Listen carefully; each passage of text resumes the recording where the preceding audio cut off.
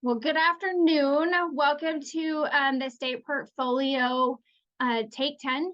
We're going to just go really quick through a synopsis of what a state portfolio looks like and what all needs to be included in your state portfolio. So first off, like, what is a state portfolio? So state portfolio basically is a record book that covers your entire 4-H career. There's no minimum number of years that a member has to submit a county record book, or a number of years that a member has to be a member in 4-H. So some kids, maybe it's their first year in 4-H and they want to submit a state portfolio. That's perfectly fine. Basically, the book is going to evaluate you based on the growth that you have done within that time frame that you have included in your record book. The state portfolios are coming up. They're due in January. Your agents will usually take them to senior leadership retreat with them. And then you must be a 4-H member in order to submit a portfolio. So what needs to be included in a portfolio? So basically there's two different formats that you can do your state portfolio in. There's some forms that you would fill out if you don't want to do a county compilation. But if you want to do a county compilation, basically you're just taking your current record books and you're just combining them into one big state portfolio.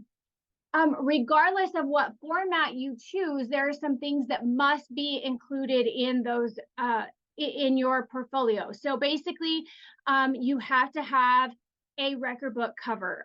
Some people use a record book cover that they either get from their county office, or some people may use the one that you buy from the National 4-H Supply Company. However, that one gets kind of cumbersome. If you have a really big book, they connect together with brads, and so that kind of makes it hard to make, to fit your whole entire portfolio in. So I highly recommend like a 3-inch binder that you would stick all of your projects in, depending on how many projects that you have. The next thing you have to have is the New Mexico portfolio form. And so basically you're putting a picture of your member on there, their name, their county, and their age. On the website, on the State 4-H website, there is a information sheet with instructions, and it tells you exactly what to put on there, the format that it needs to be in and whatnot. But that New Mexico portfolio is very simple. And then you have to have the New Mexico 4-H portfolio table of contents. Again, it tells you exactly how to format that table of contents based on the format that you are going to be using in your record book. The next thing you have to have is the New Mexico 4-H portfolio personnel profile. Make sure you fill it out completely, and make sure that you get all of the signatures. It's really hard. There's oftentimes that we judge these books and they are either missing their club leader signature, or they're missing their agent signature, or maybe they're even missing their parent signature. So make sure that you get all signatures before you turn your record book in. The next thing that you have to have is a resume. So the resume, again, follow the format in the instructions on the website. There is step-by-step instructions on what needs to be included in the resume. It's not going to be just a resume that your child does in school, that they submit, to in their school project or whatever. There's very specific things that it's asking you for in that resume. So make sure that you follow the format that is given to you on that instruction sheet, so that you get the correct information into your resume.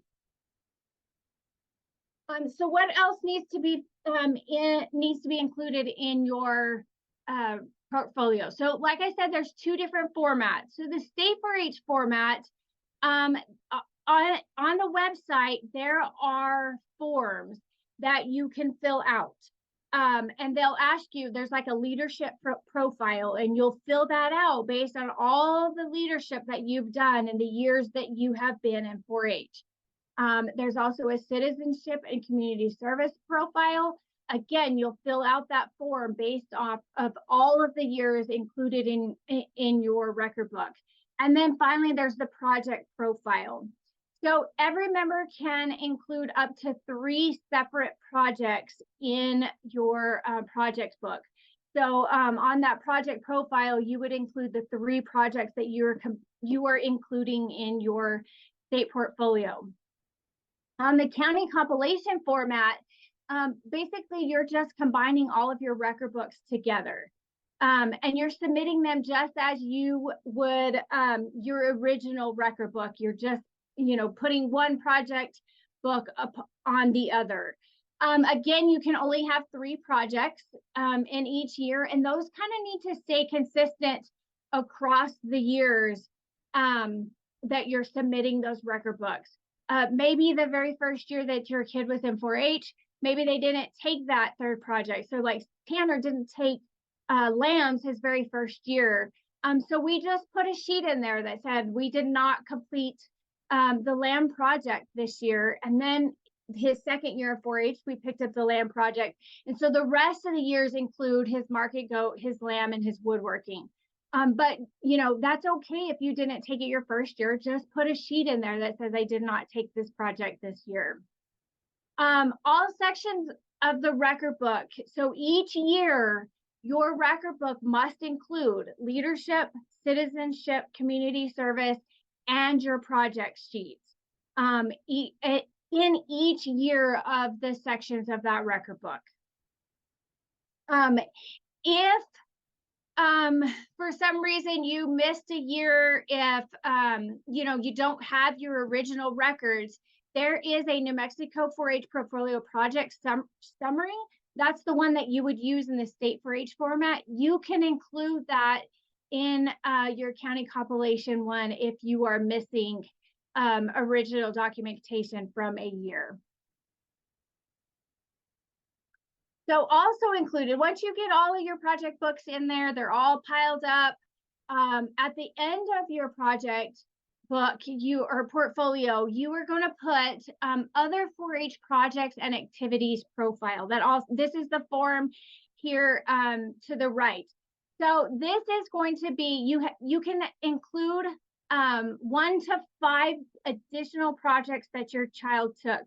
So you're going to have 3 consistent ones in your project profile, but these are going to be projects that they took that maybe they didn't do record sheets on, or maybe they did, but you're going to have to take them out because you can only include 3. So this is where you would put those information on those additional projects that they have taken. And you would just fill out this form based off of those projects. In addition, you're also going to have to do your 4-H story. This is your overall 4-H story for your entire 4-H career. This can be done in 3 different formats. It can be done in a written format, and you have up to 6 pages, double spaced, in order to write your story. You can also do a video or a digital media that would be like a PowerPoint, Movie Maker, whatever it is now that the kids are using. However, the video and the digital media, they cannot be longer than 5 minutes. So they have to keep them down to a minimum on that. In the 4-H story, if you look back on the instructions again, on the story, there is 6 parts to the 4-H story. The kids need to go through that instructions and answer all 6 parts to that 4-H story. Again, kind of like the resume, it's not just a story that you want to write about. You need to be able to answer those questions and show the growth that those kids have made throughout their entire 4-H career. The final thing that you are going to include is photos and support material. You cannot have more than 3 pages total on those photos and support materials. So you can use like newspaper clippings, you can use certificates that they won, or photos. I highly recommend that you make like a collage on a computer program or something, because you have to have the photos and a caption with those photos. So the more that you can fit on a page, the better, so that you can show more pictures, because you're showing their whole entire 4-H career in those photos. So the more that you can get on a page, the better. You don't want to make them too small where the judges can't see them and can't really read the captions, but you want to be able to get more than like 4 photos on a page. Okay. This is the copy of the score sheet. I highly recommend, as you're working on your record book, go through that score sheet and look over and make sure that your child has every piece in that portfolio. You know, go through and judge it yourself and ask the questions. It kind of gives you a rubric. It tells you what they're looking for in each section of that. So I highly recommend that you go through that rubric and make sure that your child has every bit of it in there, so that they can, you know, receive the maximum score that they can. As you start going through the record book, some additional information. So as I mentioned, there's on the State 4-H website, and I gave you the website there. There are all of the forms that you might need for the portfolio, whether you're doing the county compilation or you're doing the state portfolio forms. Those are all there, found on the website, as well as the instruction sheets. If you follow the instruction sheet, it tells you exactly what needs to be in there and how it needs to be formatted. So if you will follow that, you know, it makes it pretty simple to put together your record book.